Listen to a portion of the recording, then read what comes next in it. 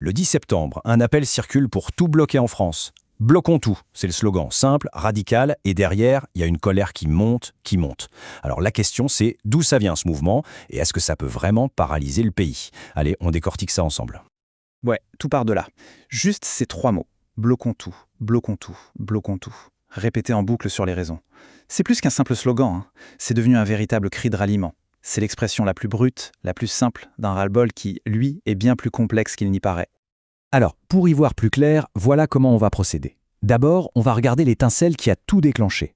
Ensuite, on se posera la question, est-ce que c'est une sorte de gilet jaune 2.0 ? On ira voir ce qui nourrit cette colère, on fera même un petit détour par l'histoire avec des échos de la Révolution. Et on finira par se demander, et maintenant, qu'est-ce qui se passe ? Ok, première étape, l'étincelle. Faut bien comprendre qu'au début, c'était pas grand-chose.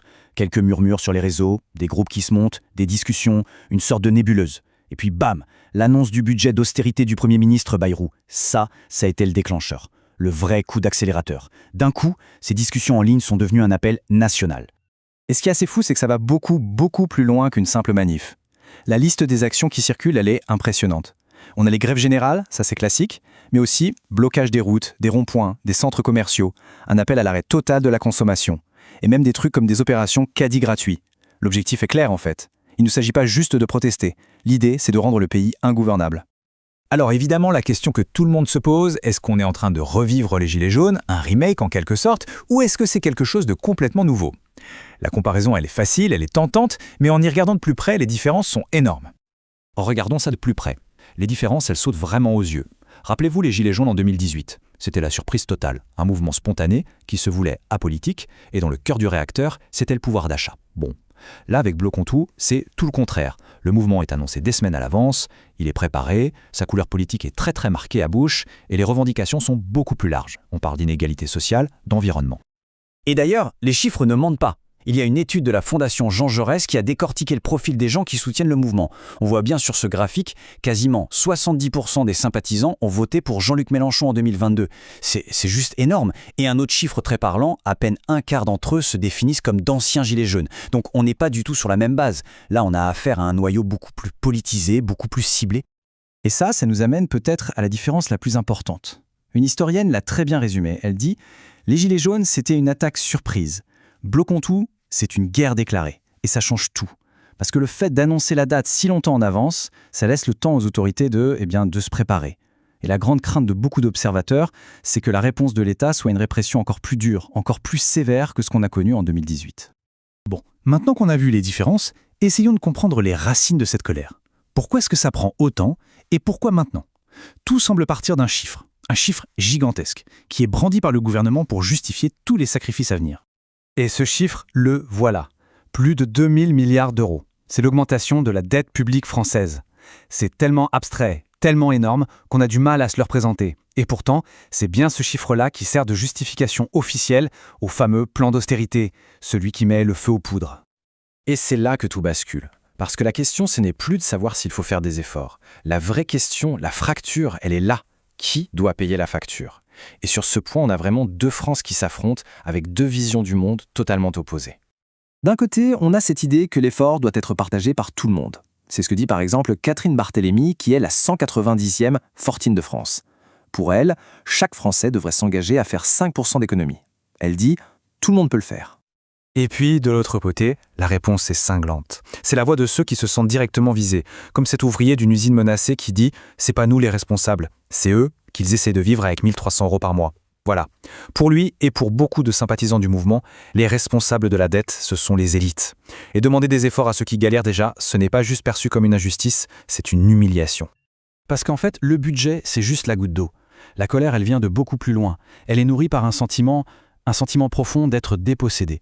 Le sentiment que, finalement, voter ne sert plus à grand-chose. Le sentiment de voir les services publics, la santé, l'école, se dégrader jour après jour. Et puis, cette impression tenace que l'argent va toujours dans les mêmes poches, pendant que le reste de la population se sent, humilié et traité injustement. Et cette situation de blocage total, cette colère qui semble insurmontable, ça a poussé certains analystes à faire un parallèle historique assez audacieux et même un peu troublant. Ils sont allés chercher des comparaisons avec un des moments fondateurs de l'histoire de France. Oui, 1789. Des historiens voient des similitudes vraiment frappantes. Réfléchissons-y 2 secondes. Une dette de l'État qui est devenue gigantesque, notamment à cause de dépenses militaires. Une grosse lutte d'influence entre le monde de la finance et le pouvoir politique. Et surtout, un fardeau fiscal qui pèse très lourdement sur les classes populaires, pendant que d'autres sont épargnés. Et au milieu de tout ça, le sentiment que la volonté du peuple n'est plus du tout écoutée. C'est un petit air de déjà vu, non ? Il y a un concept historique qui explique bien cette déconnexion totale. Ça s'appelle la dissymétrie des humeurs. L'idée, elle est assez simple au fond. D'un côté, il y a les puissants. Leur désir, c'est d'accumuler toujours plus. Pour eux, ne pas gagner, c'est déjà perdre. Et de l'autre, il y a le peuple, les humbles. Leur désir, c'est juste de ne pas être dominé, de pouvoir vivre correctement. Le problème, c'est que ces 2 désirs sont incompatibles. Et quand ils s'affrontent, ça donne un dialogue de sourds. C'est exactement ce qu'on a vu avec les 2 citations tout à l'heure. Alors, tout ça nous amène à la question finale. Et après ? Qu'est-ce qui va se passer ? Est-ce que ce 10 septembre va être juste une grosse journée d'action, un coup d'éclat sans lendemain, ou est-ce que c'est le début de quelque chose de bien plus grand, d'une véritable crise politique et sociale ? Grossièrement, il y a 2 grands scénarios possibles. Le premier, c'est le scénario du feu de paille. Ça veut dire une grosse mobilisation, beaucoup de bruit, mais qui s'éteint aussi vite qu'elle s'est allumée, notamment parce qu'il n'y a pas de leader, pas de structure claire. Et puis il y a l'autre scénario, celui d'un mouvement qui s'installe dans la durée, qui réussit à s'élargir au-delà de son noyau de départ et qui finit par déclencher une vraie crise politique. Mais la route est pleine d'obstacles. D'abord, les grands syndicats sont très sceptiques, ils se tiennent à l'écart et organisent même leur propre manif quelques jours plus tard. Ensuite, le mouvement n'a pas de chef, pas de centre, donc il est totalement imprévisible, incontrôlable. Et puis il y a ce chiffre, un chiffre qui fait quand même un peu froid dans le dos, 44% des sympathisants pensent que c'est normal d'utiliser la violence pour se défendre. Le vrai risque au final, c'est que le mouvement reste coincé dans sa bulle, qu'il s'isole et n'arrive pas à convaincre plus largement. Alors au final, feu d'artifice ou véritable incendie ? Difficile à dire. Une chose est sûre, cette journée du 10 septembre, elle s'annonce comme un énorme test. Un test pour la société française, pour voir jusqu'où peut aller sa colère, et un test pour le pouvoir, pour voir comment il va y répondre. Le match est loin d'être joué, et l'issue pour l'instant reste complètement ouverte.